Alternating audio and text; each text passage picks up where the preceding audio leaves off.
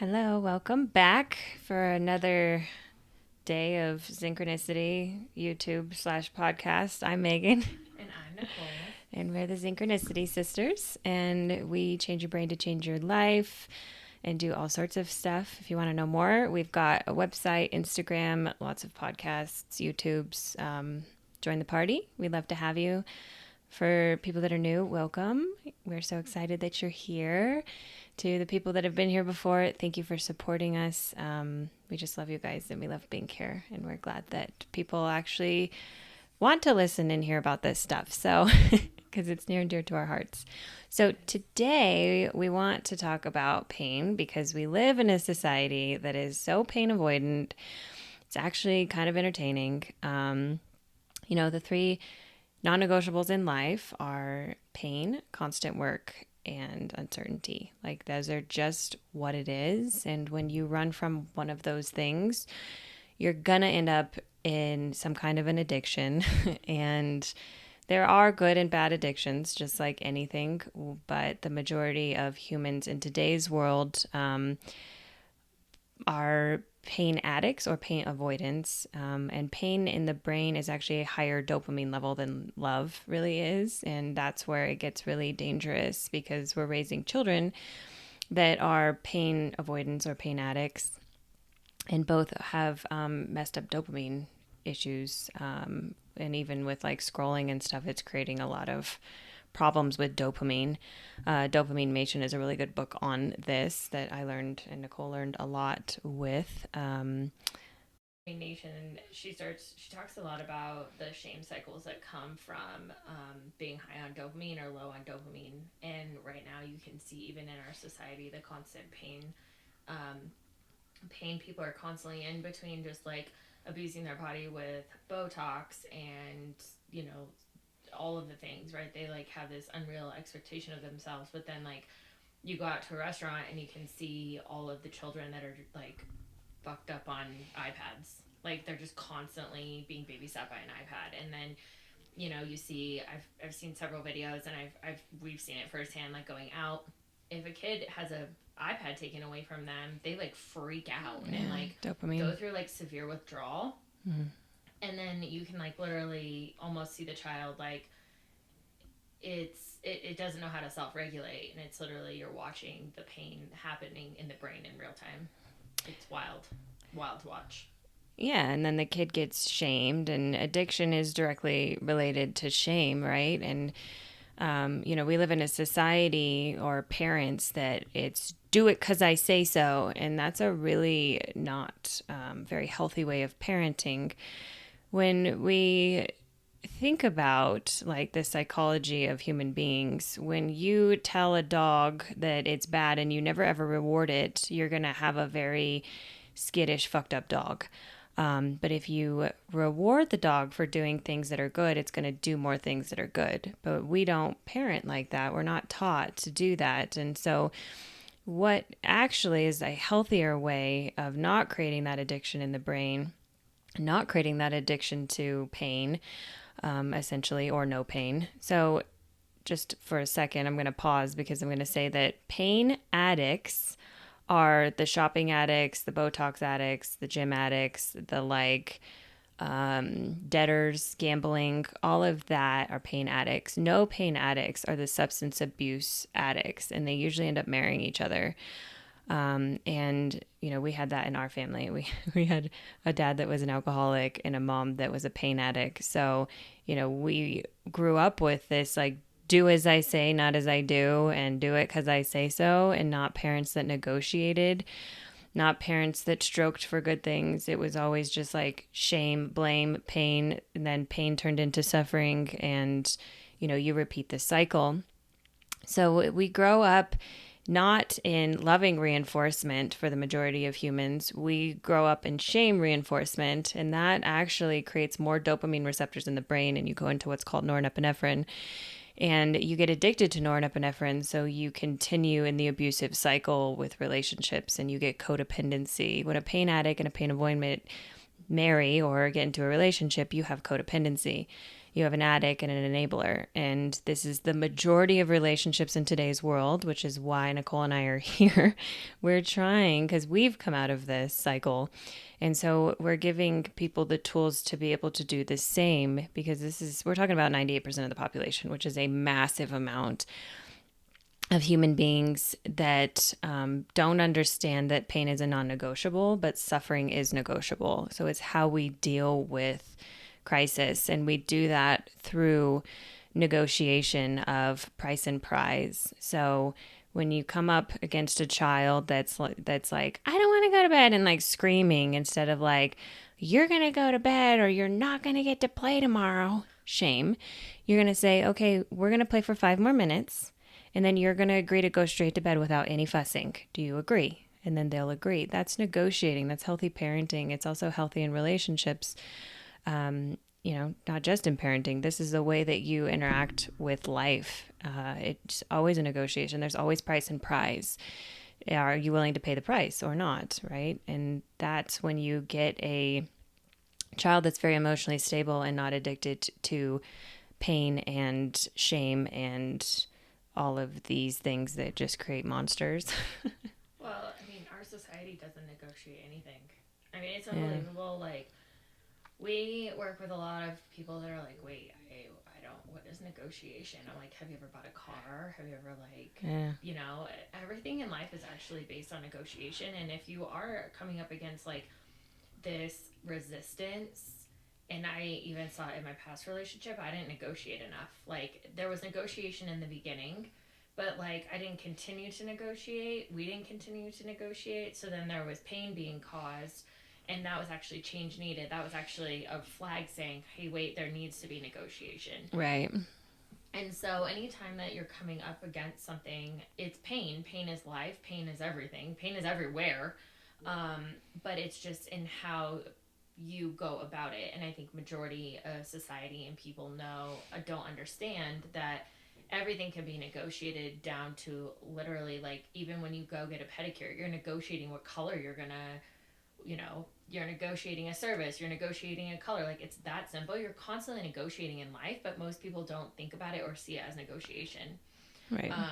And so it's one of those things that if you take it in like the everyday small things, from like a child with an iPad to not wanting to go to bed, to transitioning into that, like, okay, well, like, where are you not negotiating in yourself? Where are your needs not being met? Where are you lacking or not being fulfilled because you're not using your voice? And a lot of times that's the pain avoidant versus the pain addict, right? And like, so often, you can use that as like a doormat versus a narcissist, a 0 versus a 10. Like, we're constantly in this like pain cycle with people, if we're not well aware, because a 0 and a 10 only get together when there's no negotiation happening, and there's that's a constant pain. Well, technically, it is still a negotiation. It's just one's a doormat and one's a bully, and you're so used to it that you don't even know you're negotiating anymore, because that's your just energetic frequency, and it's so effed up. But emotional people don't care about feelings, because emotions are rooted in the past, and they're so caught up in their own shit. Like, narcissists are some of the most emotional people you'll ever meet in your life, but they don't give a fuck about anybody else's feelings. No.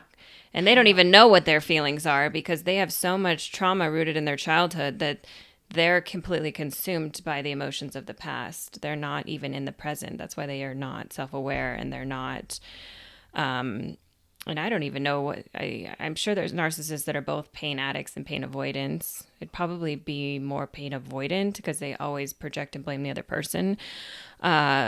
So that would be my theory, but I don't actually know for sure. I'm sure there's an answer out there. I'll have to look it up. But well, an emotional pain, at least from like our experience, most people, my experience, I shouldn't say we, but we've had very similar experiences. A lot of people that are rooted in past emotional pain are not willing to be in the present moment. A lot of them are so high on dopamine and norepinephrine, they're like seeking a high. right. They don't even like actually half the time, when you're even trying to negotiate with them, there's so much projection of their pain onto you from the past that you're just like, what is happening? Like, I can't even, like, I don't even, okay, like, that has nothing to do with this, yet here we are. So and individuals that are usually in their feelings and not in their emotions, are normally grounded in the present moment, willing to negotiate. But they're a lot of times the ones that are the pain addicts. They're the ones that most likely have the anxious attachment, and they're more like here and now kind of people. Well, so yeah, their heart and their brain are not linked. Right. They feel, react, and think later. Right. People that are functioning and rational feel, think, respond. So we have a very reactive society that's pain. What do I do? What do I do? What do I do? Not, okay, I'm in pain. This is adversity. What do I want? How do I want to respond to this situation? What do I want the outcome to be? How do I get the best outcome in this situation? Not just panic. And what's happening with children is like if they're screaming and they're trying to deal with their feelings and you're shoving an iPad in front of them or putting, like not emotionally comforting them, they disassociate from their feelings. It creates a trauma response in the brain. And essentially, trauma in the brain is just a disassociation or a glitch between the left lobe and the right lobe, or essentially the heart and the brain. And then they don't know how to regulate other than having an outside source to regulate their internal. They look externally to regulate internally, and that creates a addictive tendency of some sort to regulate the emotional response that they're having, because addicts are all emotionally based human beings. They're not feeling based human beings. People that have feelings and process them are rational and they're healthy. But you're talking about 2% of the population right now, which is absolutely astounding. But like because I've gone from one to the other, and as I've become super grounded and like, oh, I'm having a feeling, like, okay, how do I process this? Like, I don't fight it. I just allow it. It's the law of allowing, of like, okay, this is a feeling. The the only thing that you can do about a feeling in the material plane is drugs, medication, or suicide. That's it. Or you murder somebody else, and that's not really great either. But what we do when we become rational is we go, okay, I'm having a feeling. Feelings are not rooted in logic. So doing is not something that is logical to do for a feeling. A feeling needs to be felt. And then you bring it up to the brain and is like, how do I communicate this? Do I even need to communicate this? Or do I need a hug? Or do I need, like, what do I need? Not what do I do? And that's the question that really has to shift in our culture, because we think we need to do something about a feeling. So then we go to a psychiatrist or we go to a doctor, and 27% of the population is being put on mind altering substances because they're so dysregulated and they have no idea that there's something actually, well, I think they know that there's something wrong with them, but they don't know like how to respond to that. So they just kind of go into panic, and then you get OCD, and then you get obsessive behaviors, and you get alcoholics, and you get drug addicts. And we're seeing this just becoming more and more amplified. I mean, everybody knows about the fentanyl stuff. I mean, our society is in so much pain. Actually, I would say it's not even pain, it's suffering. Our society's in so much suffering because they avoid pain. Pain turns into suffering when it's not dealt with. Well, and I think it's generational, right? Like, Absolutely. you observe what happened and how your parents dealt with it. Like, I Absolutely. look at you and like, we literally, like, almost carbon copies. Like, whether it was... Once upon a time, yeah. Once upon a time. And it's like, whoa, like... And then we dated the other one. Yeah, quite literally. Like, it's so much fun to look It's at it. terrifying. But then, you have this break of, like, when you're starting to heal this and you're starting to understand it, it's like, okay, I'm not emotionally reacting anymore, because you're realizing that that's rooted in the past. That's trauma from the past. That's imprinting from the past. And, the other day, I had this epiphany the other night, which was really, I don't know if it was like, if this even is going to make sense. But when my ex and I broke up, and Megan was there through all of this. So I used to get this like really hot gut feeling, and I would like emotionally just be a hot mess for a good like couple minutes. And I now have able to identify that that's actually just like my past traumas of like they're boiling. Yeah. And I have to be like, okay, this is like my past traumas. I need to just sit here and breathe, because before I reacted on it, and I made some really bad just choices in that. I Emotional. emotionally reacted Yeah. because that's what I was taught. Right. But now I can be like, oh, that's actually past trauma. This individual has nothing to do with that. I'm being triggered. This is childhood trauma or the whatever, right? Whatever identification it is. And then you can be like, all right, what is the right thing to do in the moment? Right. Okay, is it go for a walk? Is it talk it out with a friend? Like you said, is it go have a hug? And then you come back and you say, okay, what's the right thing to do in this? I need to communicate my feelings. I need to express my needs. I need to do this stuff instead of going into the reaction is what you want to do in the moment, right? And that goes back to our podcast where we talked about healthy dyslexia. Right. Of like, an emotional person and someone rooted in their feelings that are trapped in the past are going to do what they want when they want right then and there. And most likely that's inflicting pain, saying things they didn't mean, or somehow going and binging, like drinking or doing drugs, right? What it is, to flip it and to heal it is to identify it and then be like, okay, actually, I have to take care of myself first. This is the right thing to do. I need to identify this and then work it backwards from there. Yeah. It's, when you stop being afraid of pain and you start realizing like, okay, this is just part of life, and there's that, because there's only three ways to deal with something. There's acceptance, there's tolerance, and there's rejection.